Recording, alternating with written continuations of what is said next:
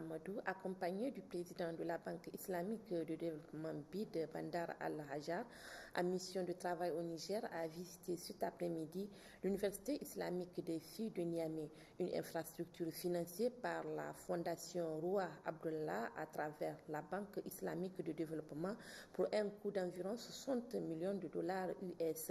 C'était en présence du Premier ministre, chef du gouvernement, des membres du gouvernement et des autres invités. Compte rendu, Rahila Touchebou et Tahirouas.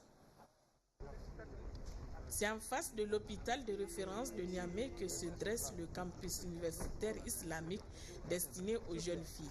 Bâti sur une superficie de 11,7 hectares avec une capacité d'accueil de 2500 étudiants, ce chantier, une fois terminé, sera composé d'un bloc administratif, des blocs de recherche scientifique et d'enseignement académique, des blocs d'hébergement du personnel, des services généraux et un centre social.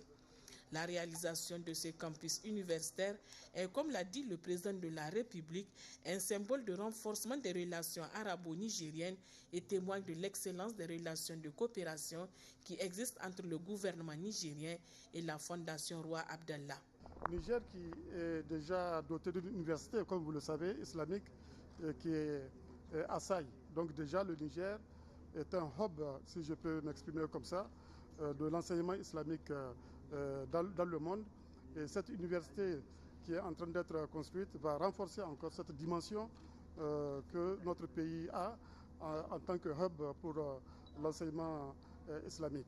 Il s'agit là d'un investissement important, 60 millions de dollars, à peu près 35 à 40 milliards de francs CFA, et qui va mettre en place des capacités pour accueillir dans un premier temps 2500 étudiantes, parce qu'il s'agit surtout des jeunes filles qui vont être concernées. Et à terme, l'université pourra accueillir 4000 étudiantes. Non seulement du Niger, il semble que les effectifs pour le Niger seront de 30%, mais également pour d'autres pays musulmans. On parle d'une vingtaine de pays qui auront à envoyer des étudiantes dans cette université. Alors, ce qui a attiré surtout mon attention, c'est la dimension scientifique et technique de l'enseignement qui va être dispensé dans cette université. Parce que généralement, quand on parle d'université islamique, les gens voient l'enseignement de la charia, l'enseignement de l'idéologie, l'enseignement théologique. Mais ici, la particularité de cette université, c'est qu'il y a un accent particulier qui est mis au niveau de l'enseignement scientifique et technique, de l'enseignement informatique, ce qui correspond exactement aux besoins des pays comme le Niger. Parce que comme vous le savez, dans le programme de Renaissance, nous avons fait une part assez importante à l'enseignement professionnel et technique, avec pour ambition de porter le pourcentage des enfants nigériens qui sont orientés dans les centres de formation professionnelle et technique à 40% d'ici 2021. Donc l'université qui est en train d'être construite va contribuer à améliorer l'employabilité des jeunes Nigériens, dans la mesure où ces jeunes-là vont sortir de l'université, non pas avec de simples connaissances générales, mais aussi avec un métier, ce qui peut facilement déboucher sur leur employabilité, comme je l'ai dit.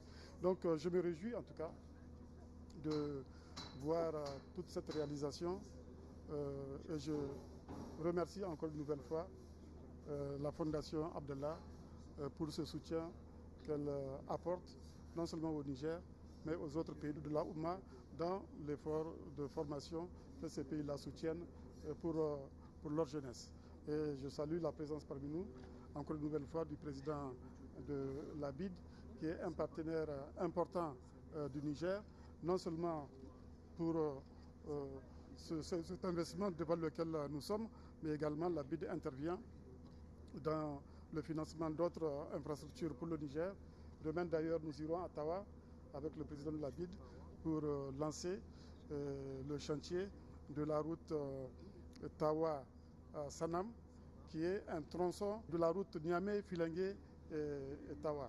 La BID intervient également dans d'autres secteurs, le secteur de l'agriculture, le secteur de la santé, le secteur de l'énergie, par exemple dans le barrage de Kandaji. C'est dire que nous avons là un partenaire extrêmement important. Lancé depuis le 19 septembre 2017, les travaux de ce campus universitaire sont financés par la BID à hauteur d'environ 60 millions de dollars US pour un délai d'exécution de 30 mois. La fin des travaux prévus pour le 31 mars 2020 est aujourd'hui à un taux d'exécution de 50%.